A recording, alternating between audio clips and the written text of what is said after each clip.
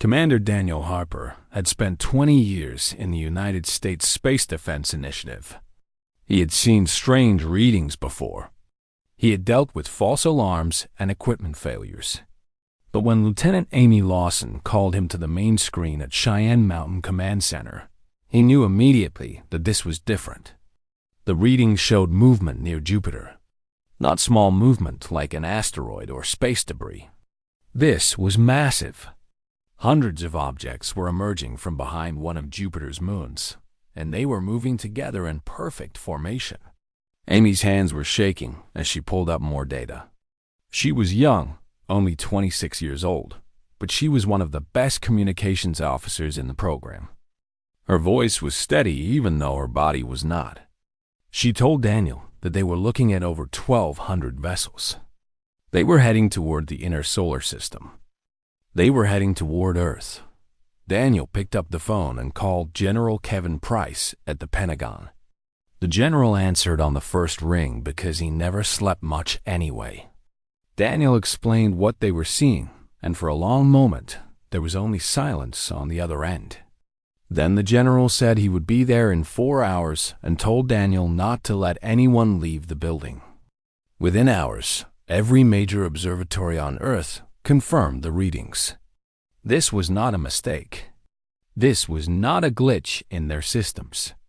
An alien armada was coming, and based on their speed and trajectory, they would reach Earth in approximately 18 days. The President of the United States, Nathan Cole, called an emergency meeting with world leaders. They argued for hours about what to do. Some wanted to try communication. Others wanted to prepare for war. A few suggested surrender might be the only way to survive. But President Cole reminded them that they did not even know what these aliens wanted. They could not surrender to an enemy that had not yet made demands. Dr. Lisa Monroe received a phone call at 3 in the morning. She was the lead physicist at the Nevada Research Complex, a secret facility buried deep in the desert. She had been working on theoretical weapon systems for 15 years. Projects so classified that even her own family did not know what she did for a living. The voice on the phone told her to come to the base immediately. A helicopter was already on its way to pick her up. When Lisa arrived, General Price was waiting for her in the briefing room. He looked tired and worried, but there was also something else in his eyes. It was determination. He showed her satellite images of the approaching fleet and explained the timeline. Then he told her about Project Longbow. Lisa had heard rumors about Longbow for years, but she never knew if it was real. Now she learned the truth. The United States and its allies had secretly built a network of orbital weapons platforms. They were armed with tungsten rods that could be fired at incredible speeds and directed energy weapons that could cut through steel from hundreds of miles away. The project had been designed as a deterrent against other nations, a way to ensure that no country could ever launch a nuclear attack without facing immediate destruction from space. But now these weapons might serve a different purpose entirely. General Price asked Lisa how long it would take to modify the weapons to work against the alien ships. Lisa said she did not know because she had never seen alien technology before. The general told her she had 2 weeks to figure it out. President Cole addressed the world that evening.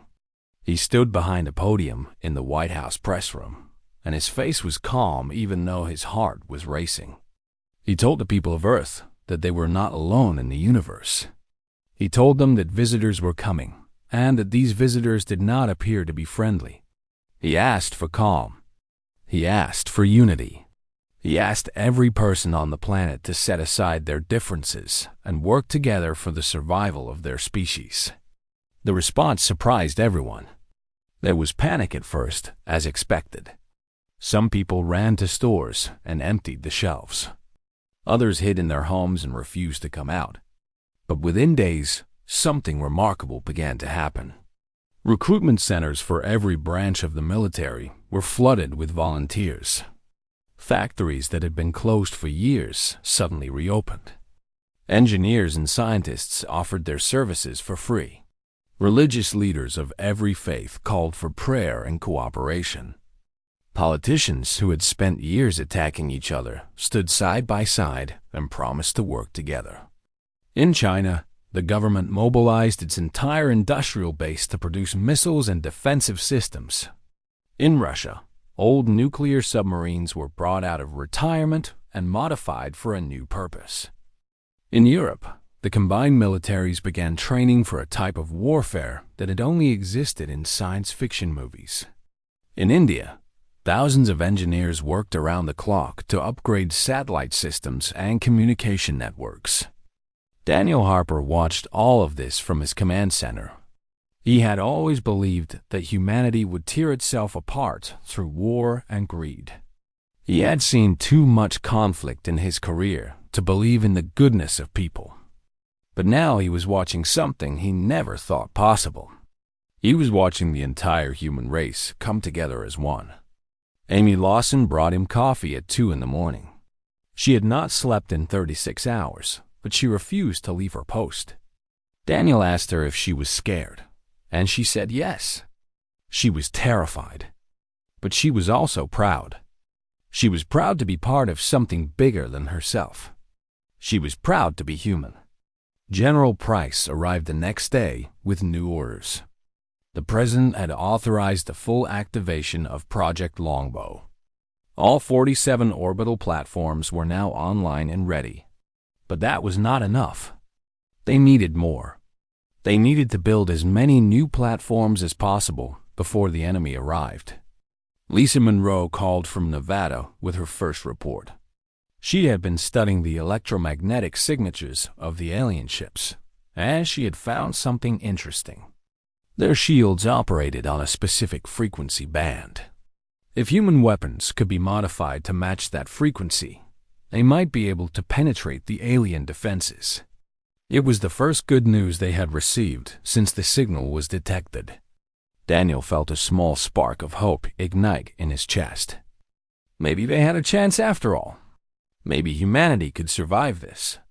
The clock continued to count down. 18 days became 17. 17 became 16. The alien fleet kept coming, silent and unstoppable. They did not respond to any communication attempts. They did not slow down. They just kept moving forward, closer and closer to Earth, and humanity prepared for war. Day 4 of the countdown arrived with gray skies and heavy rain over most of North America. Captain Ryan Scott stood on the deck of the USS Relentless and watched the waterfall. His ship was a destroyer, built for naval combat against other human vessels. Now it sat in a dry dock while teams of engineers worked day and night to transform it into something new. They were installing experimental systems that had never been tested. Weapons designed for space combat. Shields that might or might not work. Navigation systems that could operate beyond Earth's atmosphere. Ryan had been a Navy officer for 18 years. He had fought in 3 wars and survived things that still gave him nightmares. But nothing in his experience had prepared him for this. He was about to take his ship into space to fight aliens. It sounded insane when he said it out loud. But it was real. It was happening. His executive officer, Lieutenant Commander Katie Mills, joined him on the deck. She was 10 years younger than Ryan, with short brown hair and sharp eyes that never missed anything. She handed him a tablet showing the latest intelligence reports. The alien fleet had passed beyond Jupiter's orbit. They were not slowing down. Every attempt at communication had been ignored. Katie asked Ryan if he thought they had a chance. Ryan did not answer right away. He watched the rain for a long moment before speaking. He said that his grandfather had fought in the Second World War. He had been just a kid from Ohio who had never been more than 50 miles from his home. But when the call came, he went. He fought on beaches and in forests and in cities reduced to rubble. He survived because he refused to give up. Ryan said that was what humans did. They fought. They survived. They found a way. In Nevada, Dr. Lisa Monroe had not slept in 4 days. She lived on coffee and energy bars while her team analyzed every piece of data they could find about the approaching fleet. They had made progress. The frequency vulnerability she discovered was real. Human missiles could be modified to penetrate alien shields. But there was more work to do. Her assistant, Dr. Paul Garcia, brought her the latest calculations. Paul was a quiet man in his 40s who had spent most of his career studying theoretical physics. He never imagined his work would have practical applications, certainly not applications that might save the human race. He showed Lisa that they had identified 3 potential weak points in the alien ship design: the engines, the central power core, and the communication arrays. If they could hit any of these targets, they could disable or destroy the vessels. Lisa told him to send the data to every military installation on the planet. Every ship, every platform, every fighter. She said that knowledge was their greatest weapon. The more people who understood the enemy, the better their chances of survival. Day 6 brought the first clear images of the alien ships. Deep space telescopes captured detailed photographs that were broadcast around the world. The ships were unlike anything humans had ever built. They were organic in appearance, with curved hulls that looked almost like shells or exoskeletons. Strange patterns covered their surfaces, glowing with faint light. They moved through space with a grace that seemed almost biological, like living creatures rather than machines. Commander Daniel Harper studied the images in his command center. He had seen many things in his years of service, but these ships filled him with a cold fear he could not shake. They were beautiful in a terrible way, beautiful and deadly. He wondered what kind of beings had created them. What did they look like? What did they want? Why had they come so far across the universe to attack a planet that had done them no harm? Amy Lawson interrupted his thoughts with an update. She reported that all 12 vessels in the human space fleet had completed their modifications. The USS Relentless and her sister ships were ready for launch. The longbow platforms were fully operational. Submarine forces around the world had been equipped with modified missiles capable of reaching low Earth orbit. Daniel nodded and thanked her. But inside, he was calculating the odds. 12 ships against 1,200. 47 platforms against an armada that had crossed the stars. He was not a pessimist by nature, but he was a realist. They were outnumbered by 100 to 1. Even with the frequency modifications and the element of surprise, the math was not in their favor. Day 8 arrived, and the alien fleet crossed the orbit of Mars. They would reach engagement range in less than 40 hours. General Price convened a war council with military leaders from every major nation. They met in a secure facility beneath the Rocky Mountains, surrounded by screens showing tactical data from around the world. The generals stood at the head of the table and laid out the battle plan. The longbow platforms would fire first, using kinetic projectiles traveling at incredible speeds. These tungsten rods would hit the leading edge of the alien formation and hopefully create confusion. Then the human ships would engage, using the modified missiles to target the weak points Lisa's team had identified. Finally, submarines around the world would launch surface-to-space missiles in a coordinated strike designed to overwhelm the alien defenses.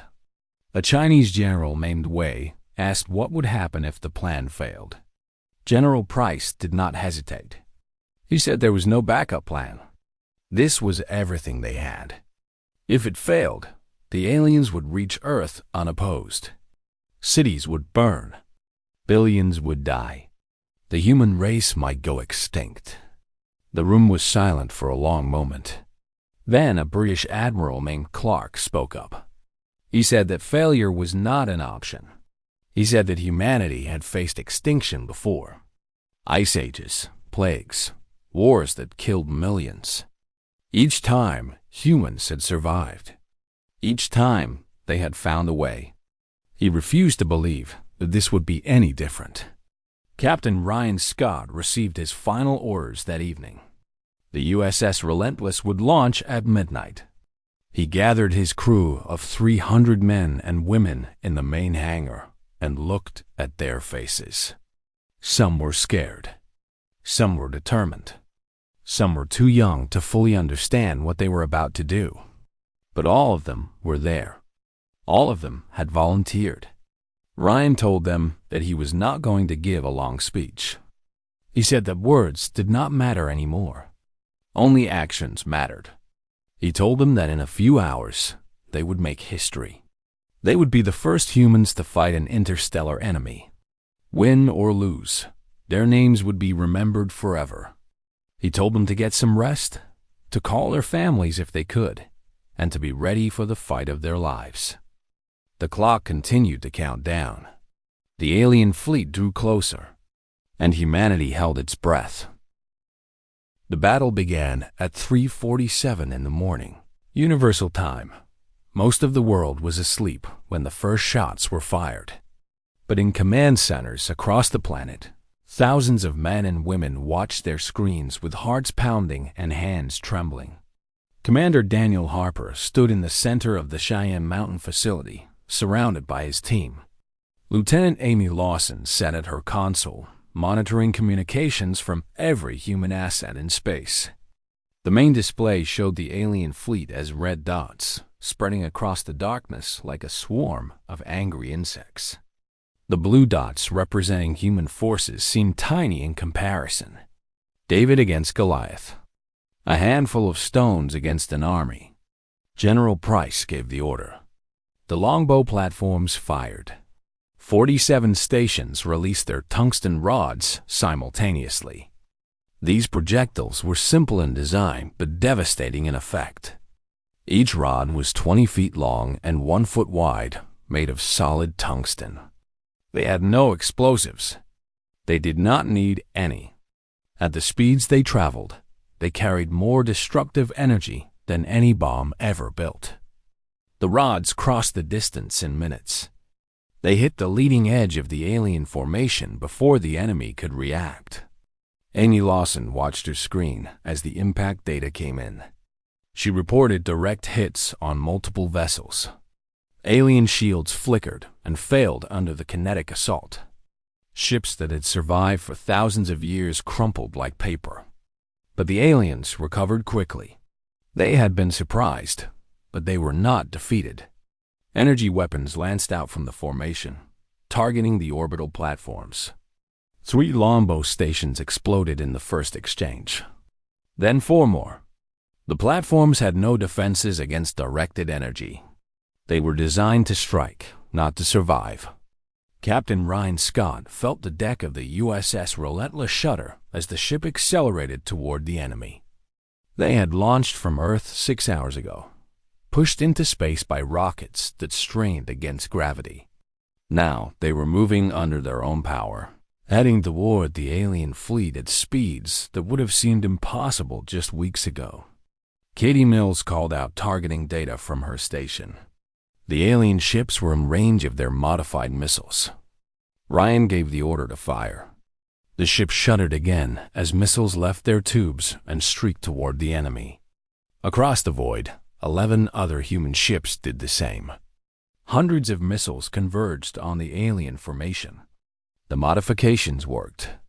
The warheads penetrated shields that should have stopped them. Alien vessels ruptured and burned, their organic hulls torn apart by human explosives. But the enemy fought back. An alien cruiser turned its weapons on the destroyer USS Vigilant. The energy beam cut through the human ship like a knife through butter. The Vigilant broke apart in seconds, her hull glowing red before exploding into a cloud of debris. 200 souls were lost in an instant. Ryan watched it happen on his screen and felt his stomach turn. He had known the captain of the Vigilant. They had trained together. Now he was gone, along with his entire crew. There was no time for grief. Another alien ship was turning toward the Relentless. Ryan ordered evasive maneuvers, and the ship twisted in space as Katie worked the helm. The enemy beam missed by less than 100 meters, close enough that Ryan could feel the heat through the hull. On Earth, the submarine forces launched their attack. From oceans around the world, modified missiles rose into the sky. They punched through the atmosphere and continued upward, leaving trails of fire behind them. The aliens had not expected this. Their sensors were focused on the human ships, not on the planet below. The missiles hit them from an unexpected angle, targeting vessels in the center of the formation. Daniel Harper watched the battle unfold on his main display. Red dots were disappearing. Not fast enough, but they were disappearing. The alien fleet, which had seemed invincible just hours ago, was taking heavy losses. Amy reported the numbers. 300 alien ships destroyed. Then 400. Then 500. But human losses were mounting too. 7 of the 12 ships were damaged. 2 more longbow platforms had been destroyed. The submarines had fired everything they had. There was nothing left in reserve. Dr. Lisa Monroe was watching from Nevada. She had done everything she could. The frequency data she provided had made the difference. Without it, human weapons would have bounced off alien shields like raindrops off a window. But now she could only watch and wait like everyone else.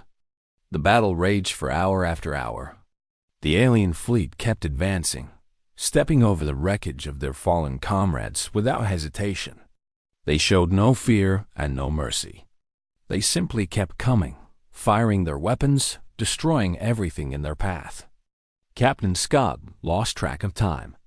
He lost track of how many missiles they had fired, how many times they had dodged enemy beams, how many friends they had watched die. His world narrowed to the next order, the next maneuver, the next target. Survive. Fight. Survive. Fight. By hour 12, the alien fleet had been reduced by half. But so had the human forces. Only 4 ships remained functional.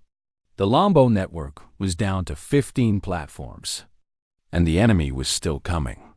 General Price faced a terrible choice.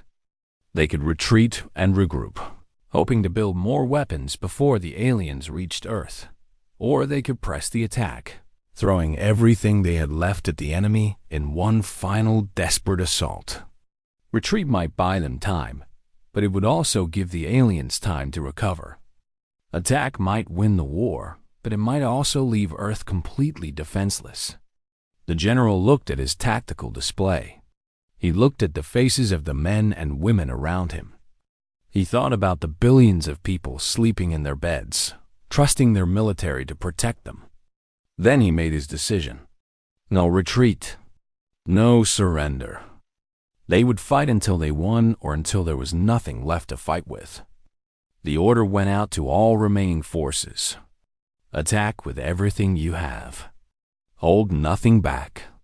This was the moment that would decide the fate of humanity. And the battle continued. Hour 18 of the battle arrived with humanity on the edge of defeat. Commander Daniel Harper had not slept in 3 days. His eyes burned. His hand shook when he lifted his coffee cup. But he refused to leave his post. Too much was at stake. The tactical display told a grim story. Human forces had lost 60% of their orbital assets. 8 ships destroyed. Thousands of soldiers and sailors dead. The remaining longbow platforms were running low on ammunition. There was almost nothing left to throw at the enemy. But they had also accomplished something remarkable. Over 800 alien vessels had been destroyed. The invasion force that had seemed unstoppable was bleeding. For every human ship that fell, dozens of alien ships fell with it. The enemy was learning a painful lesson about attacking Earth. Lieutenant Amy Lawson noticed something on her screen. She called Daniel over and pointed at the alien formation. The remaining ships were changing position. They were pulling back from the front lines and gathering around one vessel in the center. This ship was larger than the others, almost twice the size. It pulsed with energy that made the sensors flicker. Amy said it looked like a command vessel. The other ships were protecting it. Daniel realized what this meant. The aliens had a leader. They had a center of command. If that ship was destroyed, the entire fleet might fall apart. He called General Price immediately. The general agreed with his assessment. They needed to focus all remaining firepower on that command ship. Take out the head, and the body would die. But there was a problem. The command ship was surrounded by hundreds of protectors. Getting close enough to attack, it seemed impossible. The remaining human ships were too damaged and too few to break through. Dr. Lisa Monroe had been monitoring the battle from Nevada. She called in with new information that changed everything. Her team had continued analyzing alien communications throughout the fight. They had discovered something important. The aliens used quantum entanglement to coordinate their movements. Every ship was linked to every other ship through an invisible network that operated faster than light. This was how they moved with such perfect coordination. This was how they adapted to human tactics so quickly. But quantum entanglement had a weakness. It could be disrupted by the right kind of interference. Lisa and her team had designed a jamming device that could break the connection between ships. If deployed close enough to the command vessel, it would blind the entire fleet. Every ship would be cut off from every other ship. They would lose their ability to coordinate. General Price asked how close the device needed to be. Lisa said within 10 kilometers of the command ship. Any farther, and the effect would not reach the other vessels. Daniel Harper looked at the tactical display. 10 kilometers from the command ship meant flying directly into the heart of the enemy formation. It meant passing through hundreds of alien vessels, each one armed with weapons that could destroy a human ship in seconds. It was a suicide mission. Captain Ryan Scott volunteered before anyone else could speak. The USS Relentless was damaged but still functional. Her engines worked. Her shields held. She could make the run. Ryan knew it was likely a one-way trip. He knew he was probably going to die. But someone had to do it, and he would not ask anyone else to take a risk he was not willing to take himself. He gathered his crew in the main corridor. 300 faces looked back at him. Some were bandaged from injuries. Some were exhausted beyond words. But none of them looked afraid. They had already faced death a dozen times in the past 18 hours. They had already said goodbye to friends and comrades. Fear was a luxury they could no longer afford. Ryan told them the truth. He explained the mission and the odds.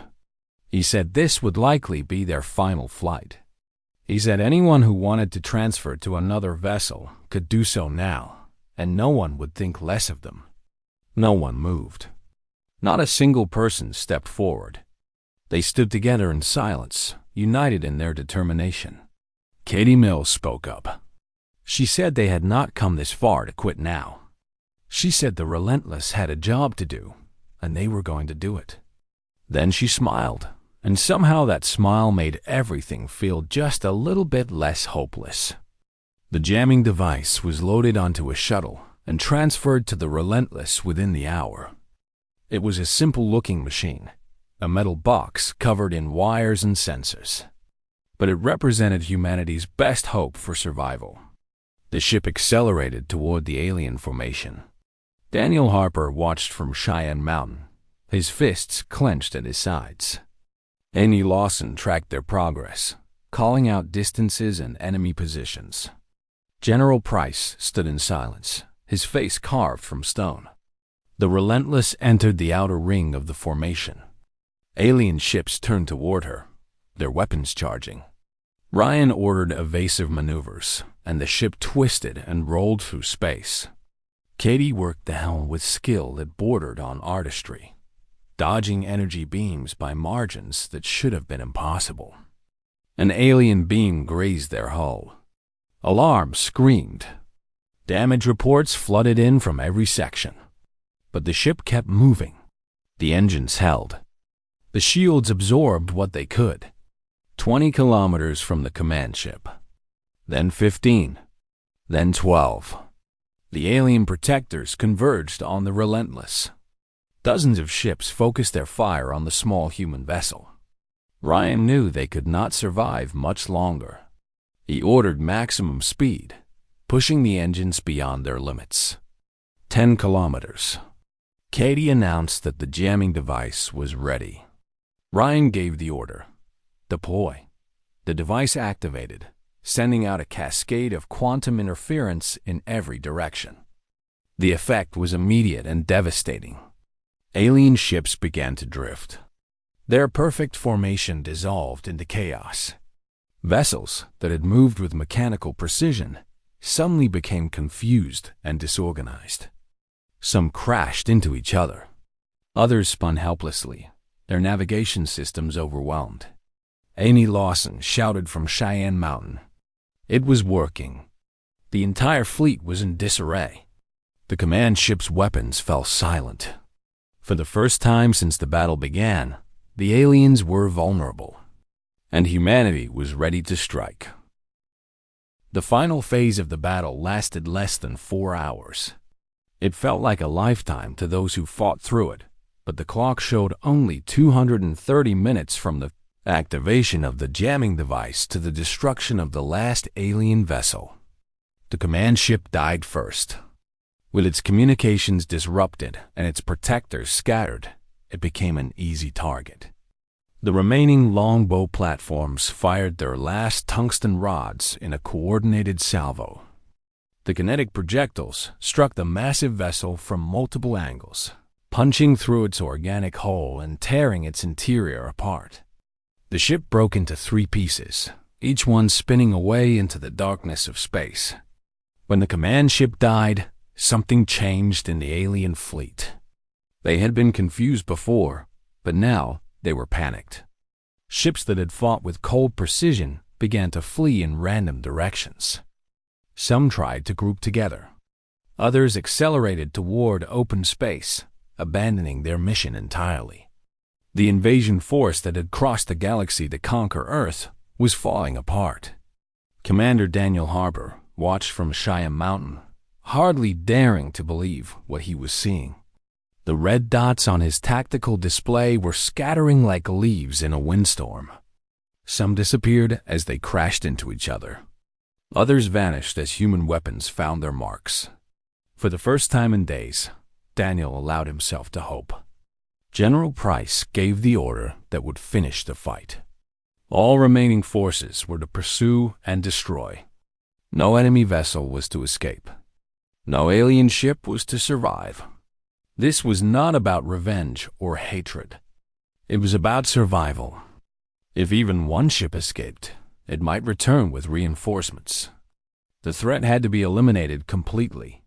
Captain Ryan Scott felt his damaged ship shudder as she turned to join the chase. The USS Relentless had taken heavy damage during the run to the command ship. 17 of his crew were dead. 43 more were wounded. Half his weapons were offline. But his engines still worked, and his people still fought.